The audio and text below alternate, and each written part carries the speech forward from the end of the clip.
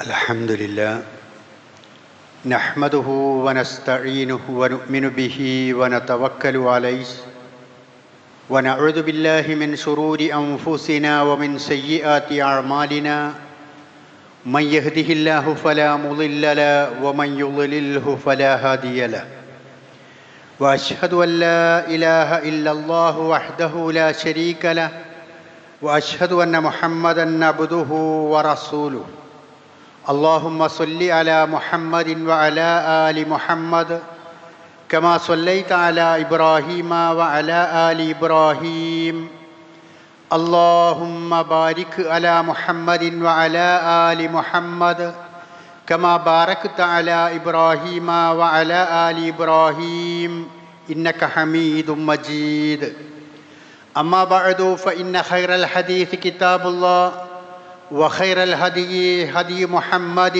صلى الله عليه وسلم وشر الأمور محدثاتها وكل محدثة بدعة وكل بدعة ضلالة وكل ضلالة في النار يا أيها الذين آمنوا اتقوا الله حق تقاته ولا تموتن إلا وأنتم مسلمون أيها الإخوان والأخوات أوصيكم عباد الله ونفسي أولا بتقوى الله أعوذ بالله من الشيطان الرجيم بسم الله الرحمن الرحيم ربنا إننا سمعنا مناديا ينادي للإيمان أن آمنوا بربكم فآمنا ربنا فاغفر لنا ذنوبنا وكفر عنا سيئاتنا وتوفنا مع الأبرار. ബഹുമാന്യരായ സത്യവിശ്വാസികളെ, വിശ്വാസിനികളെ, സർവശക്തനും പരമപരിശുദ്ധനുമായ പടച്ചവൻ്റെ വിധിവിലക്കുകൾ ജീവിതത്തിലുടനീളം സൂക്ഷിച്ച് ജീവിക്കണമെന്ന് ആദ്യമായി എന്നോടും ശേഷം നിങ്ങളോടും ഉപദേശിക്കുകയാണ്, വസിയ്യത്ത് ചെയ്യുകയാണ്. അങ്ങനെ അള്ളാഹുവിൻ്റെ കൽപ്പനാ നിർദ്ദേശങ്ങളെ ശരിയാം വണ്ണം ശ്രദ്ധിച്ച് ജീവിക്കുന്ന, ഈമാനോടുകൂടി ജീവിച്ച് അങ്ങനെ മരണപ്പെടാനുള്ള ഭാഗ്യം ലഭിക്കുന്ന മഹാഭാഗ്യവാന്മാരിൽ അള്ളാഹു നമ്മെ എല്ലാവരെയും ഉൾപ്പെടുത്തി അനുഗ്രഹിക്കുമാറാകട്ടെ. പുണ്യങ്ങളുടെ പൂക്കാലമായ, ആരാധനകളുടെ മഹോത്സവമായ റമളാൻ നമ്മളിലേക്ക് സമാഗതമാവുകയാണ്. ഏതാനും ദിനരാത്രങ്ങൾ കൂടി കഴിഞ്ഞാൽ ബർക്കത്തിൻ്റെ, റഹ്മത്തിൻ്റെ, മഗ്ഫിറത്തിൻ്റെ, നരകമോചനത്തിൻ്റെ, സ്വർഗപ്രവേശനത്തിൻ്റെ എല്ലാം പുണ്യദിനങ്ങൾ നമ്മളിലേക്ക് കടന്നു വരികയാണ്. അല്ലാഹു സുബ്ഹാനഹു വ തആല ആ വിശുദ്ധ മാസത്തെ സ്വീകരിക്കുവാനും അള്ളാഹുവിന് ഇഷ്ടപ്പെട്ട ആരാധനകളും പുണ്യകർമ്മങ്ങളും നിർവഹിച്ചുകൊണ്ട് ആ മാസത്തെ ധന്യമാക്കുവാനും നമുക്കെല്ലാവർക്കും തൗഫീഖ് നൽകുമാറാകട്ടെ. ലോക ജനസംഖ്യയുടെ ഏകദേശം 1/5 അഥവാ 130 കോടിയിലധികം ജനങ്ങൾ ലോകത്തുടനീളം ഈ വിശുദ്ധ മാസത്തെ സ്വാഗതം ചെയ്യുകയാണ്, വാരി പുണരുകയാണ്.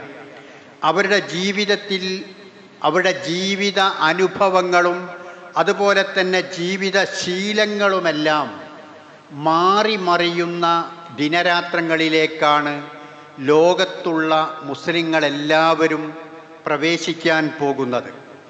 വർഷം തോറും കടന്നു വരുന്ന ഒരു ലോകാത്ഭുതങ്ങളിലൊന്നാണ് ഈ വിശുദ്ധ റമളാൻ എന്ന് വേണമെങ്കിൽ നമുക്ക് പറയാവുന്നതാണ്. കാരണം ഇത്രത്തോളം ആളുകൾ ഒന്നിച്ചു വരവേൽക്കുകയും ഒന്നിച്ച് സ്വാഗതം ചെയ്യുകയും ഒന്നിച്ച് ആരാധനാകർമ്മങ്ങൾ നിർവഹിക്കുകയും എല്ലാവരും ഒരേ മനസ്സോടുകൂടി കാണുകയും ചെയ്യുന്ന മറ്റൊരു സംഭവത്തെയും നമുക്ക് കാണുവാൻ സാധിക്കുകയില്ല. അതുകൊണ്ട് തന്നെ പ്രവാചക തിരുമേനി സ്വല്ലല്ലാഹു അലൈഹി വസല്ലമയുടെ കാലഘട്ടത്തിലും പ്രവാചകൻ ഈ വിശുദ്ധ മാസത്തിൻ്റെ ആഗമനത്തെ സംബന്ധിച്ച് മുൻകൂട്ടി പറഞ്ഞു കൊടുക്കുകയും സ്വഹാബത്ത് അത് ഉൾക്കൊള്ളുകയും ചെയ്തിരുന്നു. സ്വഹാബത്തിൻ്റെ രീതികളെക്കുറിച്ച് ചരിത്രത്തിൽ നമുക്ക് കാണാവുന്നതാണ്. കാന സ്വഹാബത്തു യദ്ഊനല്ലാഹ സിത്തത അശ്ഹുരിൻ അൻ യുബല്ലിഗഹു റമളാൻ. സ്വഹാബത്ത് റമളാൻ വരുന്നതിൻ്റെ ഒരു 6 മാസം മുമ്പ് തന്നെ റമളാനിലേക്ക് അല്ലാഹുവേ എന്നെ എത്തിക്കണമേ എന്ന് പ്രാർത്ഥിച്ചു കൊണ്ടിരിക്കുന്നവരായിരുന്നു. അതുപോലെ തന്നെ സുമ്മ യദ്ഊനഹു സിത്തത അശ്ഹുരിൻ അൻ യതഖബ്ബലഹു മിൻഹു.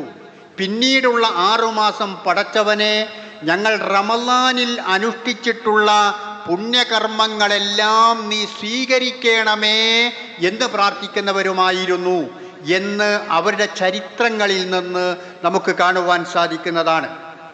അതുപോലെ തന്നെ ഇബ്നു കസീർ റഹ്മത്തുള്ളാഹി അലൈഹി പറഞ്ഞത് കാന മിൻ ദുആഇഹിം അല്ലാഹുമ്മ സല്ലിംനി ഇലാ റമളാൻ വസല്ലിം റമളാൻ. അല്ലാഹുവേ എന്നെ റമളാനിലേക്ക് എത്തിക്കണമേ, അതുപോലെ റമളാനിനെ എന്നിലേക്കും എത്തിക്കണമേ എന്ന പ്രാർത്ഥന അവർ നിരന്തരം ഉരുവിട്ടിരുന്നു എന്നാണ് നമുക്ക് മനസ്സിലാക്കുവാൻ സാധിക്കുന്നത്. അതേ ഒരു പ്രാർത്ഥനയാണ് മുസ്ലിമായി ജീവിക്കുന്ന വിശ്വാസികൾ എന്നറിയപ്പെടുന്ന നമ്മളിലുമുള്ളത്. ഞാൻ ഓതിവെച്ച സൂറത്തു ആലി ഇംറാനിലെ 193-ാമത്തെ ആയത്തിൽ അല്ലാഹു പറയുന്നത് ഒരു വിശ്വാസിയുടെ മനോഗതമാണ്. ആ വിശ്വാസം ഉൾക്കൊണ്ടാൽ അവൻ പറയുന്നത് റബ്ബന ഇന്നന സമിഅന മുനാദിയൻ യുനാദി ലിൽ ഈമാൻ. അല്ലാഹുവേ നിന്നിലേക്ക് വിളിക്കുന്ന വിശ്വാസം ഉൾക്കൊള്ളണം എന്ന് പറയുന്ന ആളിൻ്റെ വിളിയാളം ഞാൻ കേട്ടു, അതുകൊണ്ട് ഫആമന്ന ഞാനുമിതാ വിശ്വസിച്ചിരിക്കുന്നു എന്ന പ്രഖ്യാപനമാണ്. അതിനുശേഷം നമ്മുടെ ഓരോരുത്തരുടെയും മനോഗതി ഈ ആയത്തിൽ പറയുകയാണ്.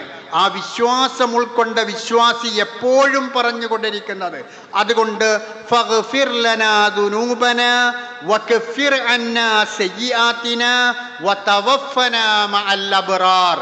പടച്ചവനെ ഞങ്ങളുടെ പാപങ്ങളെല്ലാം നീ പുറത്തു തരണമേ, ഞങ്ങളുടെ തെറ്റുകളെല്ലാം നീ മായ്ച്ചു തരണമേ, പുണ്യവാന്മാരുടെ കൂട്ടത്തിൽ ഈ ദുനിയാവിൽ നിന്ന് വിട പറയുവാനുള്ള ഭാഗ്യവും ഞങ്ങൾക്ക് നൽകണമേ.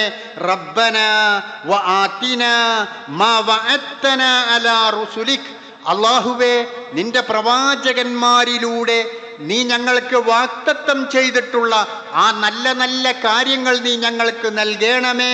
വലാ തുഖ്സിനാ യൗമൽ ഖിയാമ. അല്ലാഹുവേ നീ ഖിയാമത്ത് നാളിൽ ഞങ്ങളെ നിന്ദിക്കരുതേ റബ്ബേ. ഇന്നക ലാ തുഖ്ലിഫുൽ മീആദ്. നീ ഒരിക്കലും കരാറുകളെ ലംഘിക്കുന്നവനല്ല എന്ന വിശുദ്ധ ഖുർആനിൻ്റെ വചനമാണ്.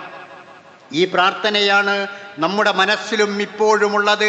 ഇതിനെ അന്വർത്ഥമാക്കാൻ പറ്റുന്ന വിധത്തിലുള്ള ഒരു മാസത്തിലേക്കാണ് നമ്മൾ പ്രവേശിക്കാൻ പോകുന്നത് എന്നത് നാം വളരെ പ്രാധാന്യത്തോടുകൂടി മനസ്സിലാക്കേണ്ടുന്ന കാര്യമാണ്.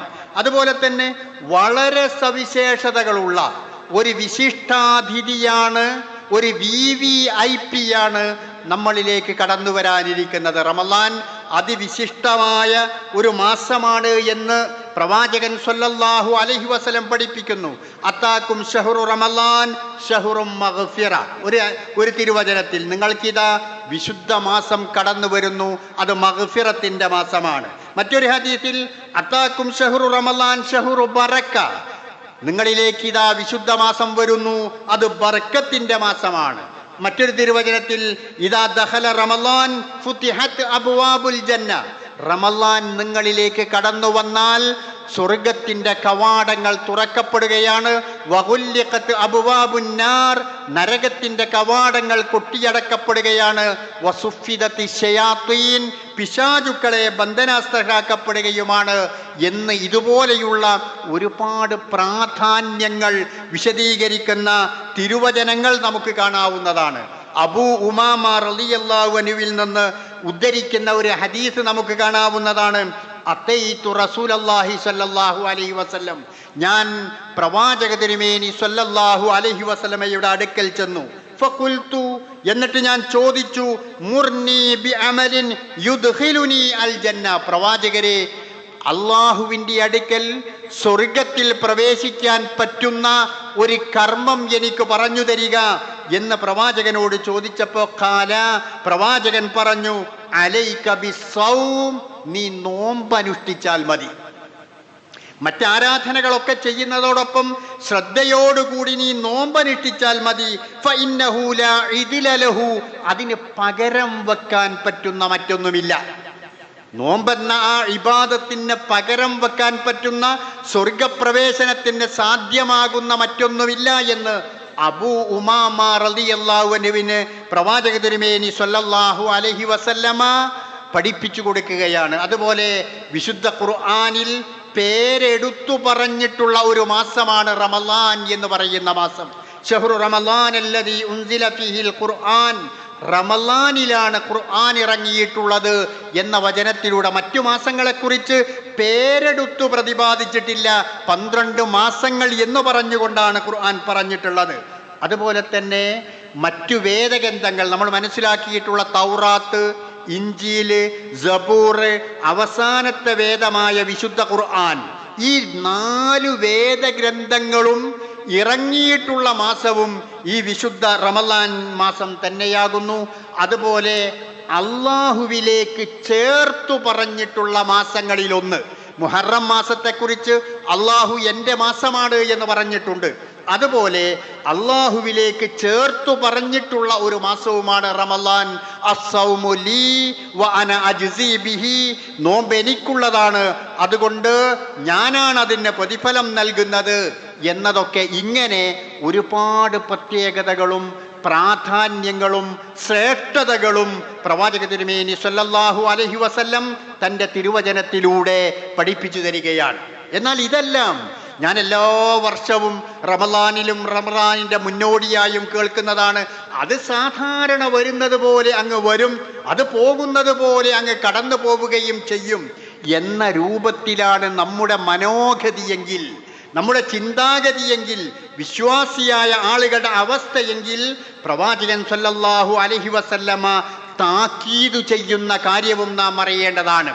ഈ മാസത്തിന്റെ പ്രത്യേകതകൾ മുഴുവനും പറഞ്ഞ് ആ തിരുവചനത്തിന്റെ അവസാനത്തിൽ പ്രവാചകൻ പറയുന്നത്, മൻ ഹുരിമ ഖൈറഹാ ഫഖദ് ഹുരിമ, ഈ ഖൈറുകളെല്ലാം ഈ വിശുദ്ധ റമളാനിലുണ്ട്. എന്നാൽ അതെല്ലാം തടയപ്പെട്ടവൻ, അതെല്ലാം നേടാൻ കഴിയാത്തവൻ, ഫഖദ് ഹുരിമ, എല്ലാം തടയപ്പെട്ടവൻ അവൻ തന്നെയാണ്.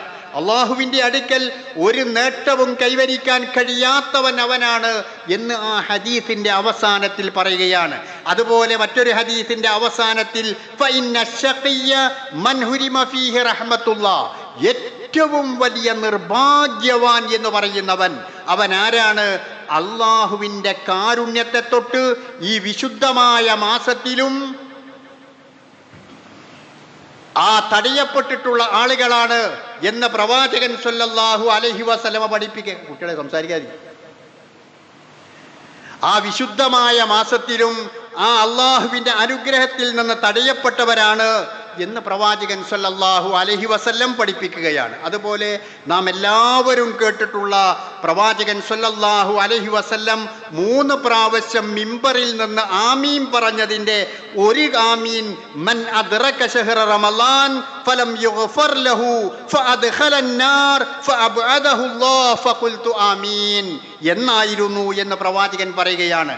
റമളാൻ മാസത്തിൽ ജീവിക്കുവാനുള്ള മഹാഭാഗ്യം അല്ലാഹു സുബ്ഹാനഹു വ തആല നൽകിയിട്ട് ആ മാസത്തിൽ അള്ളാഹുവിൻ്റെ അനുഗ്രഹങ്ങൾ അനുഭവിക്കുവാനും ആസ്വദിക്കുവാനും നേടിയെടുക്കുവാനും കഴിയാത്ത ആളുകൾ അള്ളാഹുവിൻ്റെ അനുഗ്രഹങ്ങളിൽ നിന്ന് വിദൂരത്താവട്ടെ എന്ന് മലക്ക് ജിബ്രീൽ അലൈഹിസ്സലാത്തു വസ്സലാം പ്രാർത്ഥിച്ചപ്പോഴാണ് ഞാൻ ആമീൻ പറഞ്ഞത് എന്ന് പ്രവാചകൻ സല്ലല്ലാഹു അലൈഹി വസല്ലം പഠിപ്പിച്ചതും നാം ഓർക്കേണ്ടതാണ്. അഥവാ ഈ വിശുദ്ധ മാസത്തിലേക്ക് നമ്മൾ കടന്നു വരുമ്പോൾ അതിൻ്റെ പ്രാധാന്യങ്ങളെല്ലാം മനസ്സിലാക്കുന്നതോടുകൂടി ഇത് അവഗണിക്കുന്ന ആളുകളുടെ അവസ്ഥ നാളെ അള്ളാഹുവിൻ്റെ അടുക്കൽ ചെല്ലുന്ന സമയത്ത് എന്തായിരിക്കും എന്നതും സഗൗരവം നാം ആലോചിക്കേണ്ടുന്ന വിഷയമാണ്. അതുപോലെ റമളാൻ എന്ന് പറയുന്നത് ഒരു ചാൻസാണ്, ഒരു ഗോൾഡൻ ചാൻസാണ്. ചാൻസ് എന്ന് പറയുന്നത് എപ്പോഴും ലഭിക്കുകയില്ല, എപ്പോഴെങ്കിലും ലഭിക്കുന്നതിനാണ് ചാൻസ് എന്ന് പറയുക.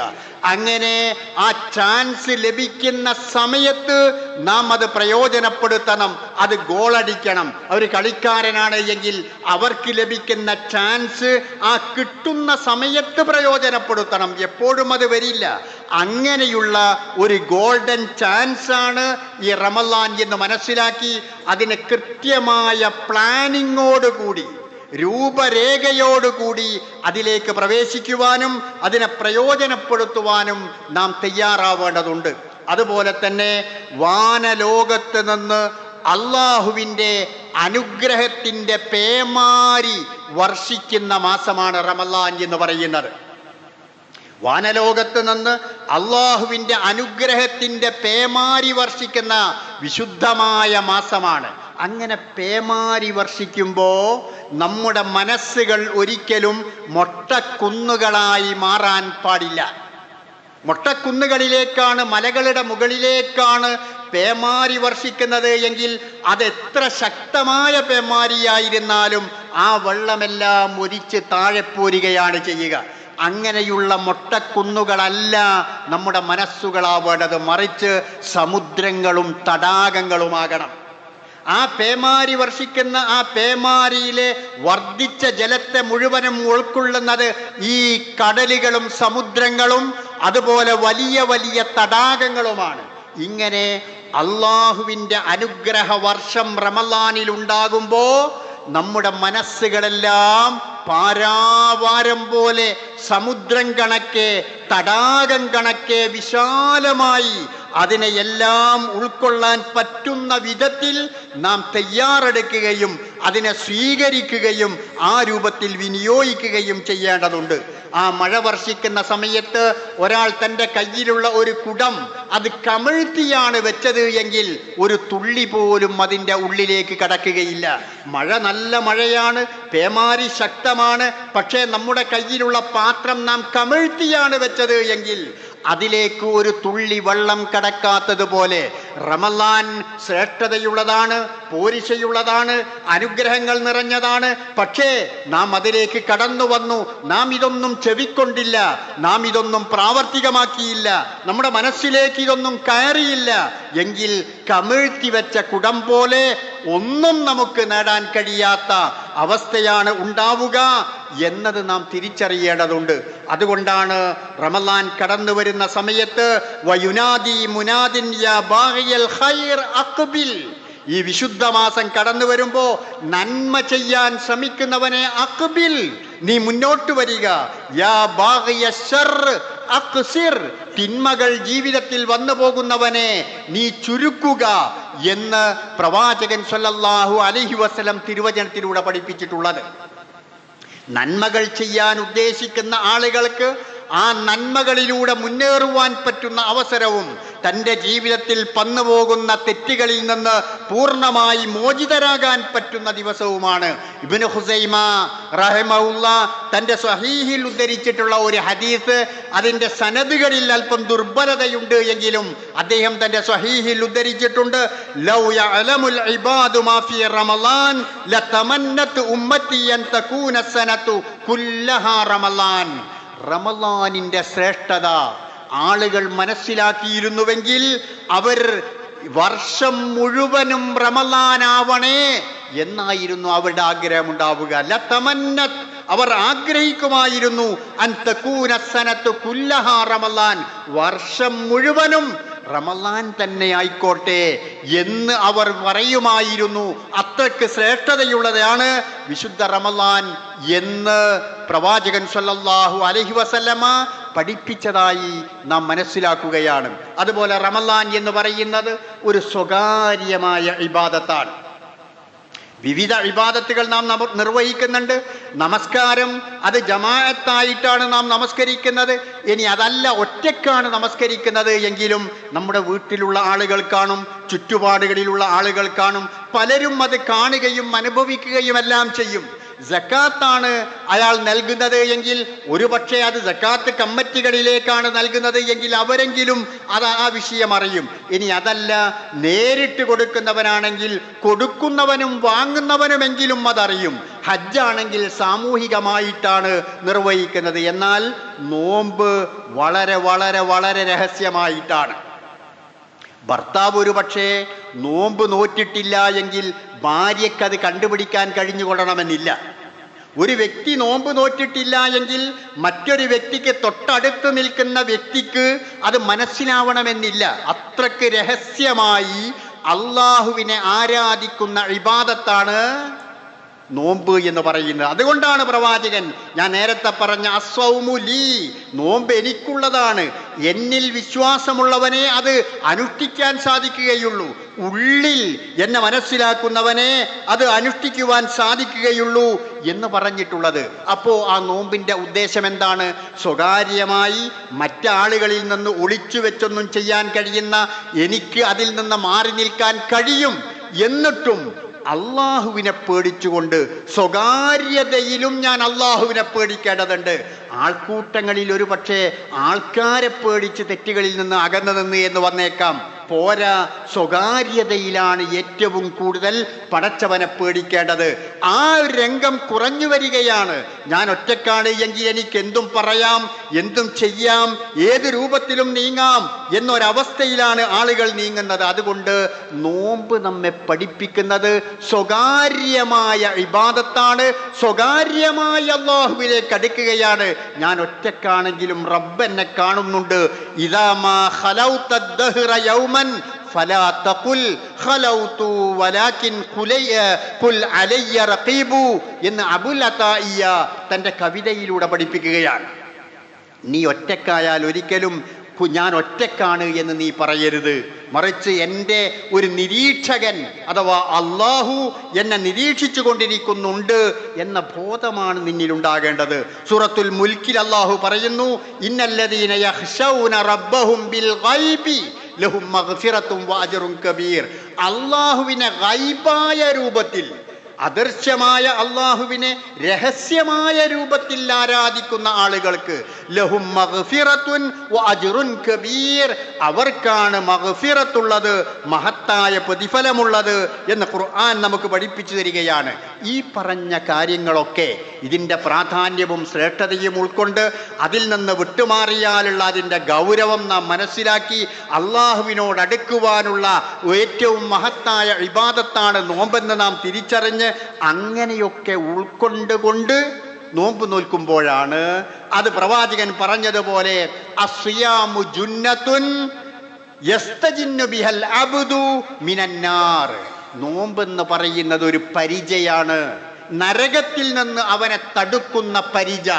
യോദ്ധാക്കളുടെ അടുക്കലുള്ള നരകത്തിൽ നിന്ന് അവനെ തടുക്കുന്ന പരിച, ശത്രുവിൻ്റെ വെട്ടിൽ നിന്ന് അവൻ്റെ ആക്രമണത്തിൽ നിന്ന് പരിച തടുക്കുന്നത് പോലെ നരകത്തിൽ നിന്ന് അവനെ തടുക്കുന്ന പരിചയായി നോമ്പ് മാറണമെങ്കിൽ ഞാൻ ഇതുവരെ പറഞ്ഞ കാര്യങ്ങൾ ഉൾക്കൊണ്ടുകൊണ്ട് റമളാൻ മാസത്തിലേക്ക് പ്രവേശിക്കണം. അതുപോലെ പ്രവാചകൻ അസ്യാമു ജുന്നത്തുൻ വഹിസുനുൻ ഹസീനും മിനന്നാർ, നരകത്തിൽ നിന്ന് സുരക്ഷിതമായി നിൽക്കാൻ പറ്റുന്ന ഒരു കോട്ടയാണ് റമളാൻ എന്ന് പറയുന്നത്. പണ്ട് കാലത്ത് രാജാക്കന്മാരൊക്കെ വളരെ ഭദ്രമായ രൂപത്തിൽ കോട്ടകൾ നിർമ്മിക്കുന്നത് പോലെ നരകത്തിൽ നിന്ന് അവന് സുരക്ഷിതമായിരിക്കുവാനുള്ള കോട്ടയാകുന്നു റമളാൻ എന്ന് പ്രവാചകൻ സല്ലല്ലാഹു അലൈഹി വസല്ലം പറഞ്ഞിട്ടുള്ളത്. ഇബ്നു ഖയ്യിം റഹിമഹുല്ലാ നോമ്പിനെ കുറിച്ച് പറഞ്ഞെടുത്ത് പറഞ്ഞു, വഹുവ ലിജാമുൽ മുത്തഖീൻ, അത് മുത്തഖീങ്ങളായ ആളുകളുടെ കടിഞ്ഞാനാകുന്നു, വജിന്നത്തുൽ മുഹാരിബീൻ, യോദ്ധാക്കളായ ആളുകളുടെ പരിചയാകുന്നു, വരിയാലത്തുൽ അബ്റാരി വൽ മുഖറബീൻ, അള്ളാഹുവിൻ്റെ ഏറ്റവും അടുത്തവരും പുണ്യവാന്മാരായ ആളുകളുടെയും സ്വർഗവുമാകുന്നു. ഈ വിധത്തിൽ നോമ്പിനെ കാണുവാൻ നമുക്ക് ഓരോരുത്തർക്കും സാധിക്കണം. ആ രൂപത്തിൽ റമളാനിനെ സ്വാഗതം ചെയ്യാൻ കഴിയണം. അല്ലാഹു സുബ്ഹാനഹു വ തആല അതിന് നമുക്ക് തൗഫീഖ് നൽകുമാറാവട്ടെ.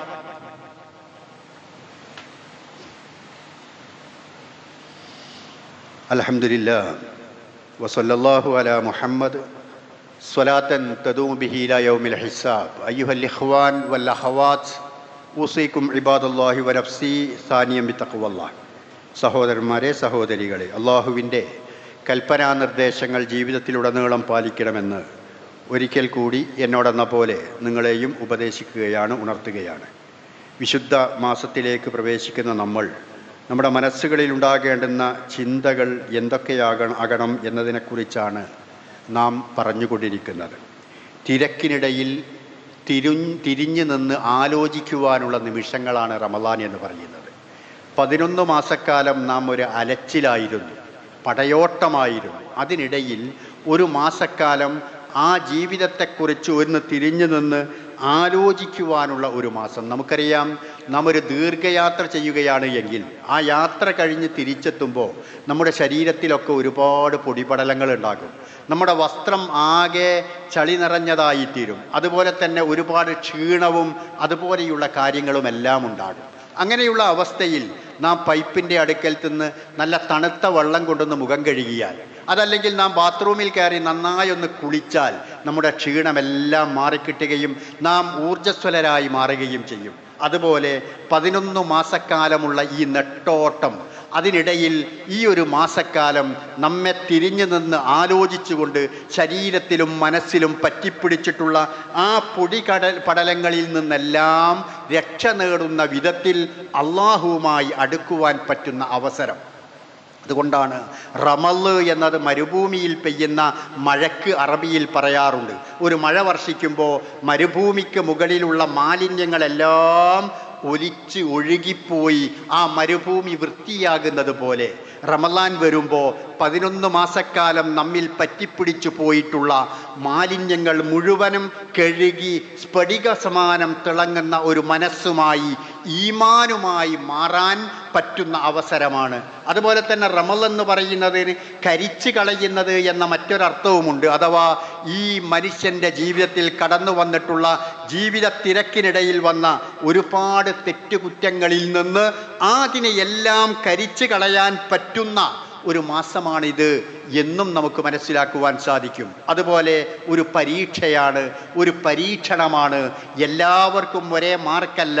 അന്ന് നോമ്പ് നോറ്റ ഞാനും നിങ്ങളും, നമ്മൾ ഓരോരുത്തരും, അന്ന് നമസ്കരിച്ചവരും ആരാധനകൾ നിർവഹിച്ചവരും പരീക്ഷയ്ക്ക് മാർക്കിടുമ്പോൾ അതിൻ്റെ റിസൾട്ട് വരുമ്പോൾ എല്ലാവരും ഒരുപോലെയല്ല. വിശുദ്ധ ഖുർആനിൽ സൂറത്തു അൽ ബഖറ 249 ആയത്തിൽ ത്വാലൂത്ത് രാജാവുമായി ഒരു വിശ്വാസികൾ ഒരു യുദ്ധത്തിന് വേണ്ടി പോകുന്ന രംഗം പറയുന്നുണ്ട്. വിശ്വാസികളെ പ്രാർത്ഥന നിമിത്തം ആ പോകുന്നതിനിടയിൽ അല്ലാഹു സുബ്ഹാനഹു വ തആല പറഞ്ഞു, ഫലമ്മാ ഫസല ത്വാലൂത്ത് ബിൽ ജുനൂദ് ഇന്നല്ലാഹ മുബ്തലീകും ബിനഹരിൻ.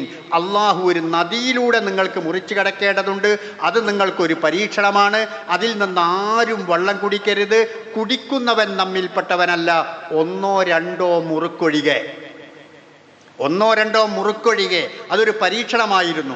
ആ നദി നല്ല ചൂടേറിയ സമയത്ത് ആ നദിയിലൂടെ അവർ മുറിച്ചു കടന്നപ്പോൾ മിക്കവാറും ആളുകൾ വെള്ളം കുടിച്ചു, യഥേഷ്ടം വെള്ളം കുടിച്ചു പോയി. കുറച്ചാളുകൾ മാത്രമാണ് അവർ പിന്നീട് നദി കടന്നപ്പോൾ ത്വാലൂത്ത് രാജാവിൻ്റെ ഒപ്പം യുദ്ധം ചെയ്യാൻ പുറപ്പെടാനുണ്ടായിരുന്നത്. പക്ഷേ അവരുടെ ധൈര്യത്തിന് ഒരു കുറവുമുണ്ടായിരുന്നില്ല.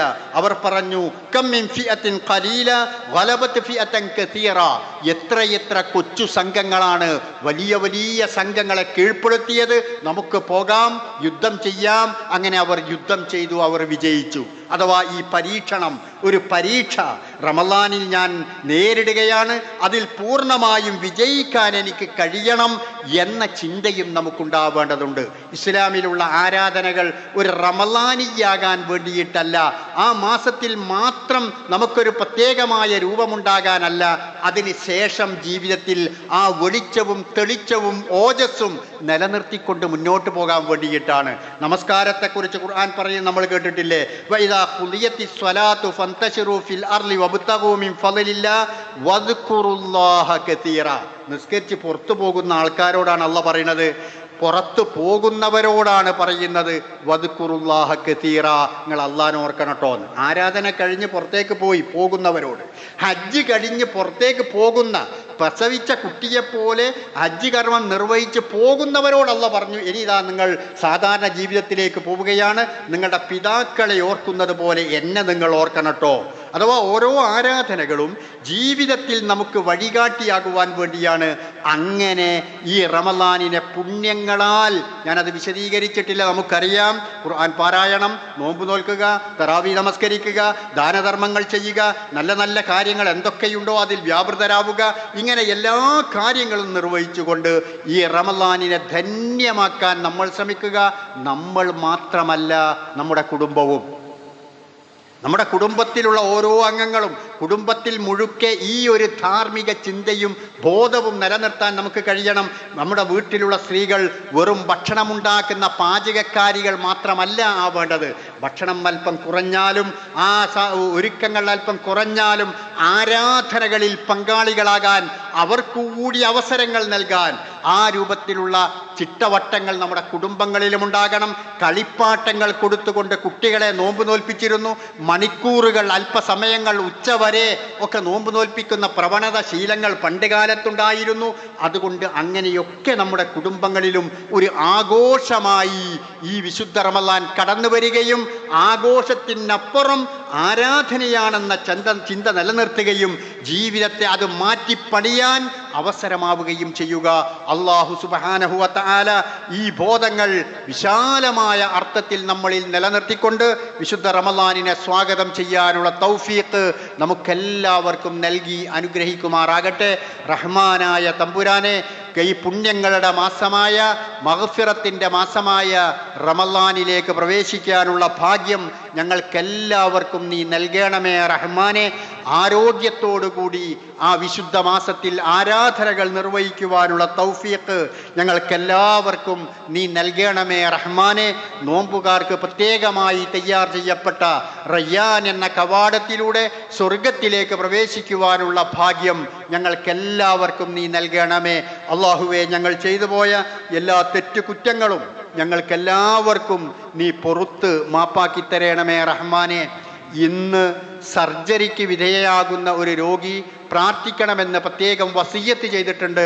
അല്ലാഹു സുബ്ഹാനഹു വ തആല ആ രോഗിയുടെ സർജറി വിജയപ്രദമാക്കുമാറാകട്ടെ.